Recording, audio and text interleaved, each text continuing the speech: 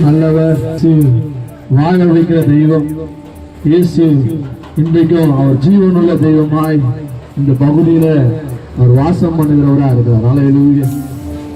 இன்றைக்கு நீ அறிவிக்கிற இந்த இயேசுவால மாற்ற முடியுமான்னு கேட்டீங்கன்னா, விசுவாசிக்கிறவர்களுக்கு அப்படியே ஆகும். விசுவாசித்தால் தேவனுடைய மகிமையை காண்பாய்.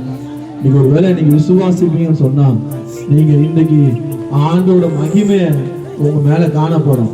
இன்னைக்கு அந்த மகிமை உங்களோட வியாதிகள்ல இருந்து ஒரு விடுதலை தரும், உங்க குடும்ப சூழ்நிலைகளை மாற்றும், உங்க கடன் பிரச்சனைகளை மாற்றும், உங்களோட எல்லா கண்ணீர் போராட்டங்களை நிந்தைகளை மாற்றும்.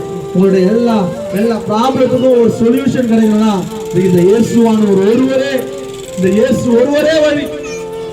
இந்த இயேசு உங்களை வாழ வைக்கிற தெய்வம். அவர் உங்களை வாழ வைத்து அழகு பார்க்கிற தெய்வம். ஒருவேளை இதை கேட்டுக்கொண்டு உங்களோட வாழ்க்கையில இந்த இயேசுவானவர் என் குடும்பத்துக்கும் வேணுங்கிறது, இந்த இயேசு என் குடும்பத்துல அற்புதத்தை செய்வாரான்னு கேட்பீங்கன்னு சொன்னா, நிச்சயமா அவர் செய்வார். அவர் நோக்கி கூப்பிடுறது யாருக்கும் சமீபமா இருக்கிற தெய்வம்.